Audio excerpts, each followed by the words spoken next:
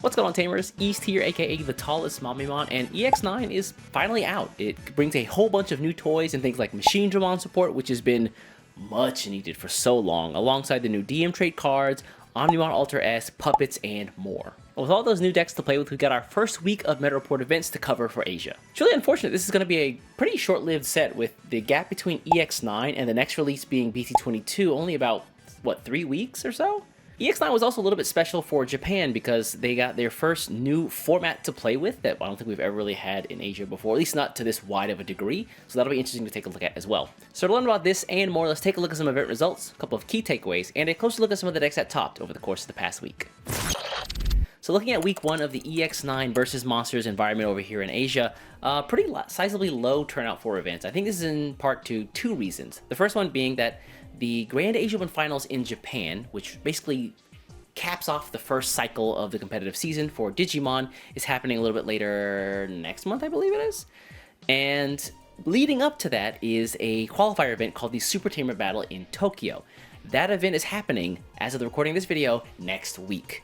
And as a result of that, I think players are keeping a lot of their cards really close to their chest. They want to keep all that sweet, juicy tech to themselves before that event happens. The second reason I think that event turnout was kind of low here was because we got a new format that I talked about in the intro, where players can now play sealed in Japan. So a sealed format where you get a couple of packs, like half a box, and you make a deck with that. And I think for the folks in the West who are watching this video, I think that's pretty much a nothing burger. They're like, oh, we've been doing that forever. Not here in Asia, though. To my knowledge, I don't think we've been doing anything like this ever. So yeah, it's very new to us anyways. I'm pretty sure this is like the first time it's been done in such a widespread fashion over in Asia, or at least Japan, but someone fact check me in the comments below. What's really interesting about EX9 as a set in general is that I think because the DM trait is so far wide reaching and so like widespread as far as colors are concerned and the requirements for Digivolution, I don't think you actually have to change the game's rules very much at all, if at all, in order to suit like this set's sealed format. Like the colors for the DM cards are pretty far reaching, so you can pretty much get anything you need to evolve into it. I imagine it's colors, and then the DM trait just evolves into other DM traits for regular costs, so I feel like that just kind of works, right? If you've been playing any of the sealed format for the EX9 set, let me know in the comments below as well. I'd love to learn a little bit more about this. Actually, it sounds pretty fun, right? It'd be cool to just like get like half a box and then just go ham from that. Keep in mind that the events that we're taking a look at on screen here are actually only for constructed events where players can put together their own decks and aren't subject to having to put together whatever fate gives them in their packs. And from the results that we did get, it feels like it tells the common week 1 story of new sets, which is just all about exploration. I feel like I saw a lot of comments that were kind of down about EX9 before its release, and I think a lot of those were echoed by some of the Japanese players or some of the Asian players over here, but it feels like after that first initial week, players are kind of warming up to this set. There's some pretty interesting stuff in here that I think folks didn't see when the cards were initially revealed, but after that first week, I think folks are kind of starting to come to that realization that, oh, this actually could be pretty dang good. Those at the forefront include the likes of Machine Dramon, a heavy favorite before the set's release, pun intended, but it got a huge amount of support from this set as a whole. At least popularity-wise, we also see the new Abatamon control-style deck, which has some really nasty payoffs in that Abatamon core level 7. Also, you don't really get it from looking at this list here, but Omnimon Alter S, it feels like, is the new mixed drink of Digimon decks, where you're like, you know what, I have a red or a blue, or I have at least 2 different colors in my deck. Let me just see if he fits in here. You know what? Adventure, the Omni Ace deck, alongside the DM version 1 and version 2 decks, a deck that I played for a week. Ooh, depression. Omnimon Alter S seems like the kind of card that you want to just be able to sprinkle over anything. He really is the salt of Digimon right now. Ooh, pun intended? Pun intended. Because if you get hit by him, you are a little salty. One other thing that I want to note after looking at this last week's results is that a deck that I do not see here and that I really do expect to have a pretty big improvement over the next coming weeks is going to be Kaguyamon. Feels like a lot of players before the set came out said, oh, puppets getting Kaguyamon is like one step away from where they need to be. But honestly, they might already be there. And if you want to make sure you get the hottest puppet news fresh off the press, don't forget to subscribe to the channel for more Digimon card game content shuffled directly into your YouTube feed.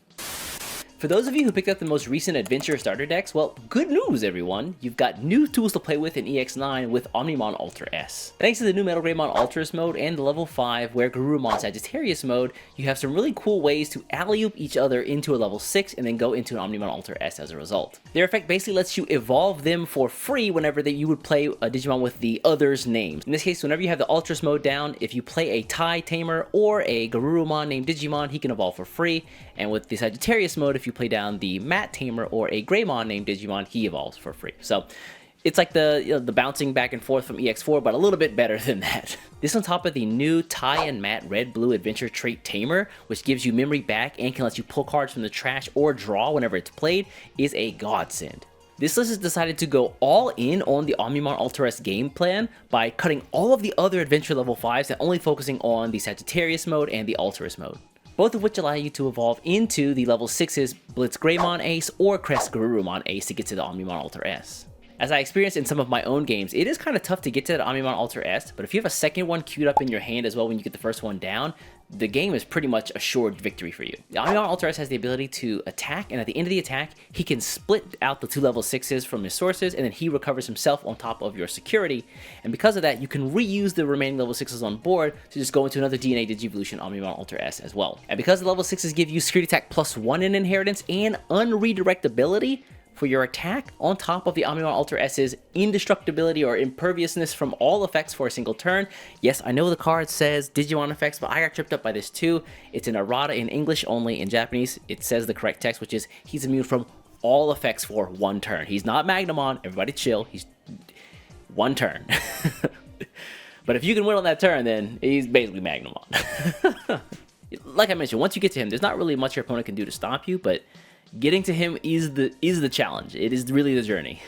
I think one of the saving graces about the Adventure Engine specifically that other decks really don't have access to is the option card Our Courage United, where in most cases where if your board gets wiped and you're trying to get to an Omnimon Ultra S, it's really hard to build back up. But in this case, if they wipe out a level 6 or level 5, Our Courage United activates and you can just replay another level 5 on the board. This helps you keep momentum and the threat of an ace on you at all times. And so if you've been an enjoyer of the Adventure Engine and you're looking for a new way to play the game, definitely give the Omnimon Ultra S version of this deck a try. Abaddamon released a deck that says, what if we gave the Genai Tamer card teeth? Dentures? You get the idea. With some nasty disruption, some huge boss monsters, and a really cool way of playing that's never really been seen in the game before. Thanks to the new wind moving effect on the level 7 boss monster Abaddamon Core, when your opponent attacks, they could be ruining their own day. That combined with its very spicy keyword gumbo of collision, blocker, piercing, Sick +1, and Reboot make it a force to be reckoned with. And the deck doesn't really play Digimon like it would normally, where you play at level 3 and you evolve the chain. You instead use your level 2 Negamon eggs as a way to reduce the cost of your other Digimon that you want to play down on the field. Gotsumon, Solarmon, Pomumon all go away for that last statement, please, thank you. And that kind of play really gives you a fair amount of flexibility in what you can do in a given turn. Considering Negamon is reducing the cost of your level 4s and 5s, you play those down and then you can immediately evolve over top of those. So you've got things like the Rapidmon level 5 in here, as well as things like the Metal Tyrannomon as a way to disrupt your opponents. What I really like about this list that I haven't really seen anywhere else is the addition of the 2 level 6 Ancient Wisemon as a way to keep Digimon on the board whenever he's taken out. But more to the game's actual game plan. The idea is to get 4 Negamons either in the sources of a Digimon or in the trash somewhere. That way you can play down an Abaddamon for reduced cost, and then he lets you play down an Abaddamon core in the empty breeding area. And then once the Abaddamon core is put into the breeding area, once your opponent attacks anytime on their turn, you can take the Negamon cards that are in sources or in trash, put them back on the top of the egg deck, and then move them out into the breeding area. And doing that triggers his win moving effect that lets him put cards underneath him as sources, and then he can delete the lowest level Digimon your opponent has on the board. In this case, I think it's all of them, not just one, right? Someone fact check me. I guess I could just fact check myself. Let me see. It is all, yeah. So if they got a bunch of weenies, or they have all level 6s on board, goodbye. Well, we don't see any copies of Omnimon Ultra S in this deck yet, I suppose. The Blitz Greymon A seems like a great stopgap for some quick Digivolution, Alliance, and Blocker all in one card. And talking about resources for just a minute, the deck is actually pretty good at cycling through itself with cards like the Analog Youth here, which is not one of my favorite choices, but I get the picture, alongside the Black Memory Boost and the 14 copies of the Eismon Scatter mode in the deck. Yeah, as a way to just pitch a card with Negamon in text and then draw it too. Super easy to just go through the deck that way. So if you're looking for some villain-based gameplay ahead of the EX10 Sinister Order set, Abaddamon might be the answer until it gets here. Each week I allow my champion level and higher YouTube members to vote on decks they want to see featured in these meta report videos. And this week they chose to see Leopardmon Good Stuff, Guys, there's so many cool Machine Dramon decks out there. What are you doing? I suppose for now I will honor their decision, but if you good folks out there want to change the tides and put on the decks that you want to see featured in these kinds of videos, consider becoming a champion level YouTube member today. And though I do give them shit from time to time, for all the folks who do support this channel, I truly do appreciate it. And with that, let's take a look at Leopardmon good stuff. Bro, these Royal Knights fans cannot get enough. They have to be stopped. They have to be. This isn't the first Leopardmon deck profile we've seen on this channel, and it probably won't be our last if Boris the Green Ranger has anything to say about this. But this list was used in the EX09 release weekend tournament and has some pretty cool tools I really haven't seen before. Leopardmon good stuff has always been a deck that's kind of like amalgamized a lot of the just green good cards into a really functional game plan, using Leopardmon in order to play out more Digimon and Leopardmon X to play out even more Digimon, using things like the level 3 Palmon as a way to gain memory and extend your turns further, and the Togemon as a way to play down Tamers for free. It does a lot of really cool stuff really well. This list has some really useful additions and things like the level 5 adventure trait Lilymon as a way to bottom deck opponents' Digimon who may have attacked a little bit too early, or if they have a big Digimon who's just rested, they can just kiss it goodbye immediately. Defensively, this is awesome, but you can also use the card flexibly on offense with its inheritance effect of Alliance, and because green typically plays lots of Digimon, and Leopardmon definitely makes that so, this card seems even scarier. Speaking of the Leopardmon cards, these seem really focused on your level 6 as a really cheap way to play out things like your Medieval Gallantmon, or, interestingly enough, the promo Imperial Dramon Dragon mode. This card was given out at like Worlds last year, wasn't it? Or like 2 years ago, something like that? This deck takes that concept one step further by then allowing you to take the 2 level 6s you have on board in the Imperial Dramon Dragon mode and the Leopardmon to Leopardmon X antibody, and then DNA Digivolve those into Examon. Just make sure to say a small prayer before you do DNA Digivolve both these guys into the Examon Ace, because when you do that, you suddenly have 2 Ace cards in a single stack, and hopefully nothing goes sideways, but luckily you do have the Examon and the Examon X Antibody's evade ability in order to mitigate some of the risk. But looking at this in the more reasonable light, between multiple unsuspends, DNA Digivolution, and Alliance, once you get to that Examon X Antibody, you pretty much won the game at that point. So I don't really know how to wrap this one up, Seiji, but it feels like a deck where you just use the Green Ranger and then he makes a Megazord in Examon. So can you do me a favor and just get the clip of the Green Ranger from the original Power Rangers playing his flute, and we'll just go out on that. Yeah, sounds about right.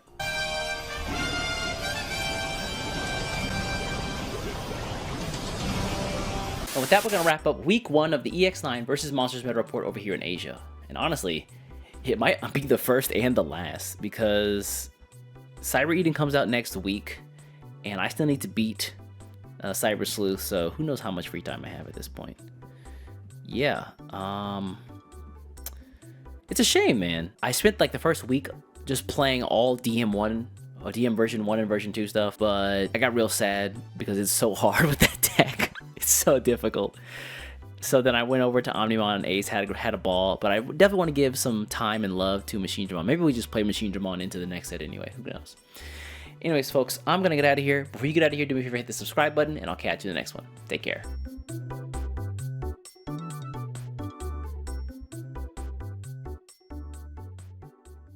Give this deck a try. Yeah, this one right here. I guess you could also just Photoshop any deck you wanted to right here. Maybe like Guillemon Birds or something, I don't know.